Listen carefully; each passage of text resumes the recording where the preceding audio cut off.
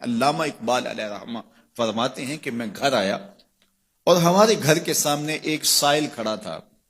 سائل چوں قضائے مبرم ہے، جس طرح قضائے مبرم ہوتی ہے، ٹلتی نہیں ہے، اس طرح وہ ٹلنے والا ہی نہیں تھا. میں نے اس کو لا کہا بابا چلا جا، معاف کر، لیکن وہ ضد کر کے گھر کے دروازے کے اوپر کھڑا تھا. میں لاؤبالی کی عمر تھی تو سکول سے آیا تھا، میرے ہاتھ میں چھوٹی سی چھڑی تھی تو میں نے اس کے کاسے کے اوپر ماری تو وہ کاسا ٹوٹ کے گر گیا اور اس کے اندر جو سارے دن کی ریزگاری جمع کی تھی وہ بھی بکھر گئی. تو کہتے ہیں کہ وہ ریزگاری اکٹھی کرنے لگا اور میرے والد شیخ نور محمد اندر سے کہیں دیکھ رہے تھے تو وہ باہر آئے. انہوں نے وہ ریزگاری اکٹھی کر کے اس کو دی اور اس کو اور پیسے دیے اور اس سے معذرت کی اور اس کو رخصت کیا اور مجھے بازو سے پکڑ کے اندر لے گئے. اقبال کہتے ہیں میں نے ساری زندگی اپنے والد گرامی کو یوں بلک بلک کے روتے نہیں دیکھا تھا. میرے والد نے مجھے بٹھا لیا اور کہنے لگے کہ اقبال، اگر قیامت کے دن رسول اللہ نے پوچھ لیا کہ تیرا بیٹا فقیروں کے کاسے توڑتا تھا تو بتا میں حضور کو جواب کیا دوں گا. تو کہتے ہیں کہ بس وہی لمحہ میری تربیت کا تھا.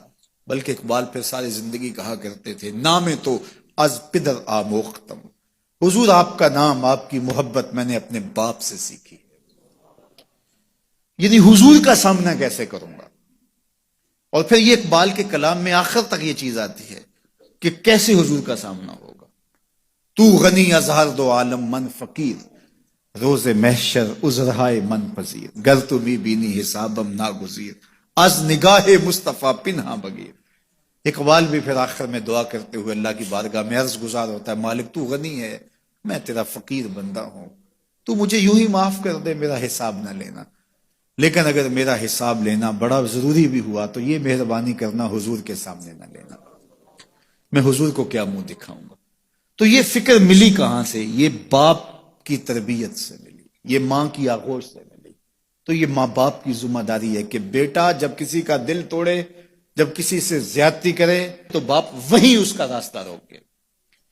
اور ایک فقیر کا لاؤبالی پن کے اندر کاسا توڑ دیا اور باپ نے پھر ایسی تربیت کی کہ اقبال ساری زندگی لوگوں کے دل جوڑتا رہا، ساری زندگی بتاتا رہا کہ انسان کی اصل صورت کیا ہوتی ہے. دل نہیں شاعر کا ہے کیفیتوں کی رستخیز، کیا بتاؤں کہ درون سینہ کیا رکھتا ہوں میں، در غم دیگر بسوزو دیگر آرا ہم بسوز، گفت مت روشن حدیث گر توانی دار ہوش، کہہ گئے ہیں شاعری جزویست از پیغمبری، ہاں سنا دے پڑھ کے ان کو پیغام سروش. وہ کہتا ہے دوسروں کے غم میں جلنا اور پھر اس غم کو جہان میں پھیلا دینا، اسی کا نام شاعری ہے. پھر اقبال نے وکری شاعری کی، شاعر تو اور بھی ہیں لیکن اقبال کہتا ہے شاعری از مصنوی مقصود نیست، بت فروشی بت گری مقصود نیست، کشتائے انداز ملا جامیم، نظم و نثر او علاج خامیم. وہ کہتا ہے کہ میں یہ بت نہیں بنا رہا کہ یہ غزلیں تراش کے اور یہ نظمیں تراش کے لوگوں سے داد وصول کرو. بلکہ کسی نے اقبال کو کہا یار کوئی غزل تو سناؤ، تو اقبال رو پڑا، کہا حضور میں اپنے شعروں کی داد قیامت کے دن آپ سے ہی لوں گا. یارا مرا غزل خانے شمردن، یاروں نے تو مجھے غزل خان سمجھ لیا، میرا تو مقصد ہی اور ہے. بلکہ ان شعراء پہ تنقید اقبال نے کی، عشق و مستی کا جنازہ ہے تخیل ان کا، ان کے اندیشہ تاریخ میں قوموں کے مزار، چشم آدم سے چھپاتے ہیں مقامات بلند، کرتے ہیں روح کو خوابیدہ بدن کو بیدار. ہند کے شاعر و صورت گر و افسانہ نویس، آہ بیچاروں کے اعصاب پہ عورت ہے سوار.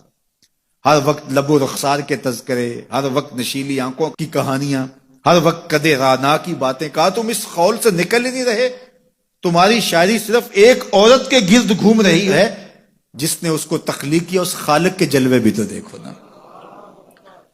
تو اقبال پھر اقبال بنتا ہے اور اس کو یہ شعور، یہ آگہی، یہ نور ملتا کہاں سے ہے؟ یہ باپ سکھاتا ہے. باپ کے بعد پھر مولوی میر حسن ملتا ہے جو استاد اقبال کو اقبال بنا دیتا ہے. تو یہ ماحول انسان کو سکھاتا ہے. تو میں اور آپ دیکھیں کہ ہم اپنی اولاد کو کیا دے رہے ہیں. تو کبھی بھی اپنی اولاد کو اس کی اجازت نہ دیں کہ وہ کسی کمزور پر ظلم کرے. جب کمزور پر آپ کی اولاد ظلم کرتی ہے، زیادتی کرتی ہے، تو پھر وہ بڑی ہو کر کے ظالم بنے گی، جابر بنے گی۔